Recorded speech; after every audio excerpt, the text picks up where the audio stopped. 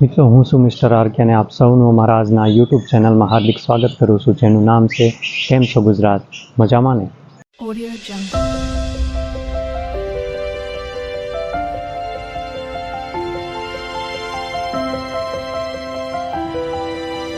Audio Jungle. મિત્રો, મારો આજનો વિડીયો, મારો આજનો આ મેસેજ મારા દેશના તમામ ખેડૂત ભાઈઓની ચિંતા કરવા માટેનો છે. આમ તો આપણને સૌને ખ્યાલ છે કે આપણો દેશ એટલે કે ભારત દેશ ખેતી પ્રધાન દેશ તરીકે ઓળખાય છે, જ્યાં આજે પણ ગામની અંદર 70% પણ વધુ લોકો ખેતી ઉપર નિર્ભર છે અને ખેતી ઉપર જ પોતાનું ગુજરાન ચલાવે છે. જ્યાં સવારમાં વહેલા ઉઠીને એ લોકો ખેતરે પહોંચી જતા હોય છે અને આખો દિવસ પરિશ્રમ કર્યા પછી પણ રાત્રે પણ એ લોકો ખેતરનું ધ્યાન રાખવા જતા હોય છે. તો આટલો બધો પરિશ્રમ કર્યા પછી પણ ખેડૂત ભાઈઓ જે છે એના માટે જો કંઈ પગલાં લેવામાં ના આવતા હોય તો એ લોકોની ચિંતા કરવી પણ બિલકુલ જાયઝ છે. મિત્રો, ગમે એવી ઠંડી હોય અને એ ઠંડીની અંદર એ લોકોના પગના તળિયા પણ ફાટી જતા હોય છે અને ગમે એવો વરસાદ હોય તો એ વરસાદની અંદર પણ એ લોકોને પલવીને એ લોકોની તબિયત ખરાબ થઈ જતી હોય છે. અને એટલું જ નહીં, ગમે એવો ઉનાળો હોય એની અંદર પણ 45 ડિગ્રી તાપમાનમાં એ લોકો આગ સામે બાથ ભીડતા હોય છે અને સવારથી લઈને સાંજ સુધી કામ કરીને પણ રાતે પણ એ લોકો ખેતરમાં જો જાનવર ના આવે તો એનું ધ્યાન રાખવા માટે જતા હોય છે. આવી જ રીતના 24 કલાક પરિશ્રમ કરીને 24 કલાક મહેનત કરીને એ લોકો ખેતી કરતા હોય છે અને એની એ જે મહેનત છે, એ જે પરિશ્રમ છે એ આપણે નથી સમજી શકતા. શું કામ? કારણ કે આપણે આજે એસીવાળી ઓફિસોમાં બેઠા છીએ, એટલા માટે આપણે એની જે વેદના છે, એનો જે પરિશ્રમ છે એ નથી સમજી શકતા. એ પણ આપણી જેમ એક માણસ જ છે, એ પણ એક સામાન્ય ઇન્સાન જ છે અને એને પણ તકલીફ થતી હોય છે, દર્દ થતું હોય છે અને એટલા માટે જ એ લોકો પણ જ્યારે સવારમાં ઉઠે ત્યારે એને પણ એક પલ માટે એવું થતું હોય છે કે આજે રહેવા દઉં, આજે નથી જવું, આજે આરામ કરું. પણ એમ છતાં પણ એ લોકો આરામ નથી કરતા અને વહેલા ઉઠીને ખેતરમાં પહોંચી જતા હોય છે. શું કામ? કારણ કે મજબૂરી હોય છે. તો આ રીતે ખેડૂત ભાઈઓ મહેનત કરતા હોય છે અને મોંઘા ભાવનું બિયારણ લાવીને બિયારણ વાવતા હોય છે.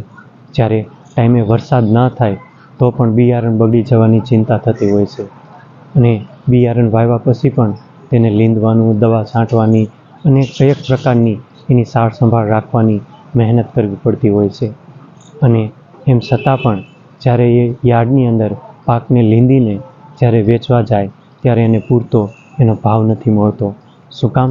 કારણ કે મહેનત ખેડૂત કરે છે અને એનો ભાવ માર્કેટમાં બેઠેલા લોકો લગાડે છે. એમ છતાં પણ એ પાકનો જે પણ ભાવ આવે એ ભાવે વેચીને એ લોકોને નિરાશ થઈને ઘરે આવવું પડતું હોય છે.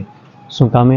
કારણ કે જે ભાવ છે એ ભાવે જો એ પાકને નહીં વેચે તો એ પાકને ઘરમાં સંગ્રહ કરવો પડશે અને ઘરમાં પણ વધુ ટાઈમ સુધી જો એ પાકનો સંગ્રહ કરવામાં આવે તો એ પાક ખરાબ થઈ જતો હોય છે.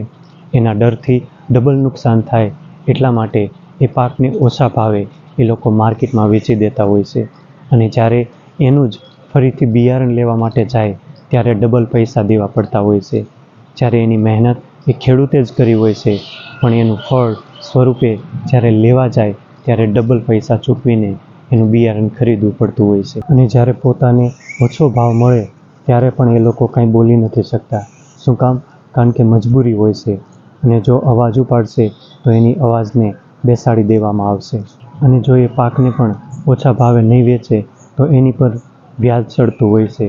કોઈના પણ ઉસીપાસીના પૈસા લીધેલા હોય છે અને એને પણ ટાઈમે ચૂકવવાના હોય છે અને એની સાથે સાથે પોતાના સંતાનોના પણ લગ્ન કરવાના હોય છે અને બીજી બધી ઘરની પણ ઘણી બધી જવાબદારી એ ખેડૂત ઉપર હોય છે. એટલા માટે જ ઘણી વખત આ બધી મુશ્કેલીઓનો સામનો કરવા છતાં પણ જ્યારે ખેડૂતને પૂરતું વળતર નથી મળતું ત્યારે ઘણી વખત આપણા દેશની અંદર ખેડૂત આત્મહત્યા કરી લેતા હોય છે. પણ આજ સુધી એનું કારણ આપણે કોઈ દી જાણવાની કોશિશ કરી? કોઈ દિવસ નહીં. શું કામ? કારણ કે એની વેદના તો આપણે કોઈ દિવસ નથી સમજી શકવાના. મિત્રો, 2019ના ડેટા પ્રમાણે આપણા ભારત દેશની અંદર 1000થી પણ વધુ ખેડૂત ભાઈઓએ આત્મહત્યા કરેલી છે અને હજી પણ આ આંકડો ઊભો નથી રહ્યો. આ આંકડો હજી પણ સતત દિન પ્રતિદિન વધવામાં જ છે. આમ તો આપણી સરકાર આપણા દેશના ખેડૂત માટે કાર્યરત છે જ, પણ એમ છતાં પણ હજી પણ ખેડૂત સાથે ક્યાંક ને ક્યાંક અન્યાય થઈ રહ્યો છે.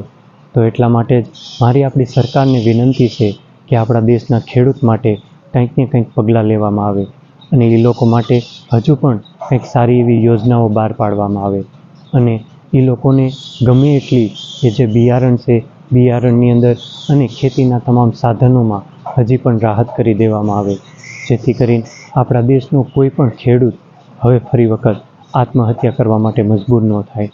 તો મિત્રો, આવો આપણે સૌ બધા ભેગા મળીને આપણા દેશના ખેડૂત ભાઈ માટે એક અવાજ ઉપાડીએ, એક એની ચિંતા કરીએ અને આપણી સરકારને નમ્ર વિનંતી કરીએ કે આપણા દેશના ખેડૂત ભાઈઓ માટે હજુ પણ કંઈક સારા એવા પગલાં લેવામાં આવે.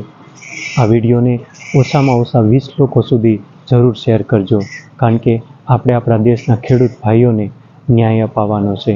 મિત્રો, ટેકનોલોજી ગમે તેટલી આગળ વધી જાય, આપણે જે રોટી છે એ રોટી ઇન્ટરનેટમાંથી કોઈ દિવસ ડાઉનલોડ નથી કરી શકવાના, કારણ કે એ રોટી જે છે એ આપણો કિસાન ભાઈ, આપણો ખેડૂત ભાઈ જ આપણને ખેતરમાંથી પાક લઈને એ રોટી આપવાનો છે.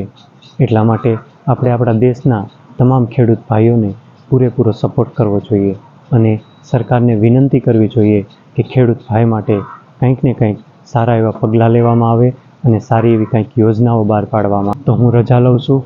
ફરી મળીશું એક નવા વિડીયો સાથે. ત્યાં સુધી તમે પણ તમારું અને તમારા પરિવારનું ધ્યાન રાખો.